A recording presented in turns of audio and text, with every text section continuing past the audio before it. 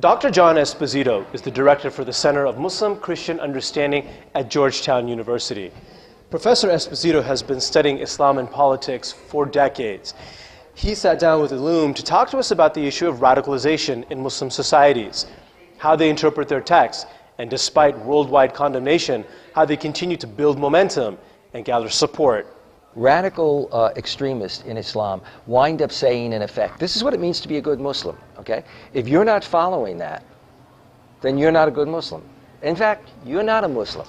Dr. John Esposito, his thoughts and opinions in his own words. Dr. Esposito, I wanted to thank you for sitting down and speaking with ILLUME magazine. Now, you have been covering Islam and the Middle East and whatnot for decades. It seems in the 70s and 80s, the problems in that part of the world, lack of opportunity, poor economy, lack of education, corruption, still some of the same problems that we have now, but it seems like the response from Muslim societies is a lot more violent, more intense. What's changed over the past 40 or so years? Well, I think that there are a couple of things. I think one of the problem is that some things haven't changed. In recent decades, religion has become the primary kind of an effective motivator. And so people who go into opposition now appeal to religion. The second factor is the fallout from both regimes in the region, but also from international policies. Particularly if you go back and look at it, the invasion of Kuwait throughout the 1990s, the after effect of that, the radicalization of bin Laden and others, and the development of, rather than, if you will, a struggle within countries, what many of us would call a global jihad. Okay, so let's focus in on that. You sort of set the stage for how it sort of evolved, but the use of violence, that's on such a large scale that you've seen with Al-Qaeda and the suicide bombings, that's new. How did that sort of develop? Violence is a means of resolving situations, or at least that people think will work. Studies of suicide bombing across religions and across the world over several decades show that for many people under occupation, responding to what they perceive to be an army of occupation and a violent government, there will be a violent response. The classic case is the Palestinian-Israeli ongoing conflict. So I think that that's always been there. I think that what you have, though, is, again, the ability now to have small numbers of people globally connect. And so you have fighters who then go from one region to the other. So small numbers of people, it's not army against army, small numbers of people, as in 9/11, can wreak incredible havoc. All right, so when it comes to the issue of suicide bombings, Islamic scholars from the leading institutions have condemned suicide bombing. But as you mentioned, you have groups like Al-Qaeda, bin Laden, who's not an Islamic scholar. You have the guy in Yemen, the sheikh, who has been linked to the Fort Hood shooter, and the underwear bomber, who are gaining support and followers. Why is that happening? Why are people, Muslims, not listening to their scholars, yet following these other groups who aren't legitimate within the Islamic scholarly circles? I think one thing to keep in mind is that this is a very dangerous phenomenon, but it represents a fraction of 1% of the world's Muslims. Now, as to why, I mean, part of the reason is you don't have a central religious authority in Islam. And what it means is that people like bin Laden and others can get themselves, in a sense, can find a mufti who agrees with them, A. B, people like bin Laden and others take unto themselves the authority to even serve as their own muftis. And so, for example, part of the reason why you had the Amman message several years ago of several hundred religious leaders was to counter and say, who can legitimately declare a jihad? What are the qualifications in order to delegitimate these people? But the reality of it is on the ground, and this is true in a lot of religions today, that the power of central authority wanes. I mean, Roman Catholicism is often cited because of the power of the Pope.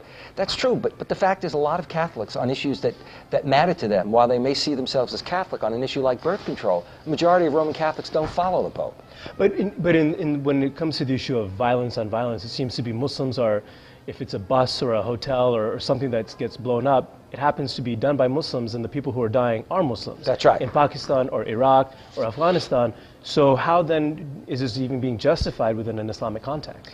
Well, I think that part of the logic of radicals in any faith, and certainly within Islam, the logic of radicals is to legitimate what they do, even vis-a-vis people of their own faith.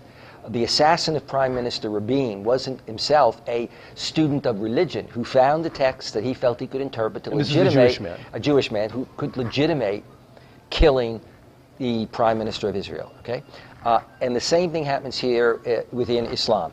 Radical extremists in Islam wind up saying, in effect, this is what it means to be a good Muslim. Okay, if you're not following that, then you're not a good Muslim. In fact, you're not a Muslim. You're a kuffar. You're an unbeliever. And therefore, all things are legitimate because I, the radical, am defending Islam. So what you've got is, what I call the hijacking of Islam. And that's why in one of my books I use for a title, Unholy War, Terror in the Name of Islam. But that's what's happening. You've explained it very well. But at the same time, it may be a small fraction, it may be radicals, but a lot of people still say, well, this is Islam. Maybe it's the mainstream media, whatever the case may be. Islam has been blamed for, the suicide bombings and the violence that's been perpetuated. So is it fair then to put the responsibility on Islam? I mean, it's almost as if saying the pedophilia in the Catholic Church is a problem, or, a problem with There must be something about Catholicism that caused it. You see, part of the problem we have here, again, is a kind of asymmetric discourse. The fact is that for most people, when a Jewish or a Christian extremist commits acts of violence and terrorism, they tend not to say, there go those Jews and Christians again. Okay? They tend to distinguish in their gut between mainstream and extremist.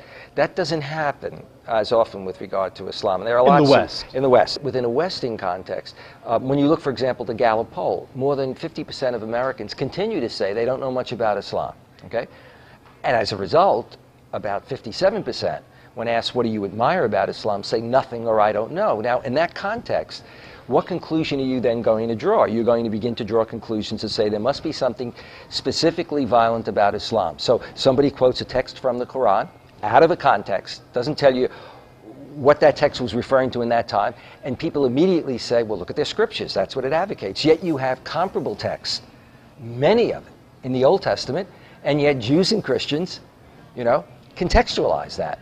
And others when they look at the Bible. So I think that's where Muslims run into a problem. The other part of it is that the extremists themselves get the attention, and they're out there all the time. The media picks up on them saying this is what it's about. And then you have your far-right politicians and your militant Christian right preachers who, in the name of religion, are saying, this is the religion, for example, of the devil. This is the religion, and that's out in the popular media. The popular media will run statements and stories that it would never dare run if those statements were being made about mainstream Christianity or mainstream Judaism.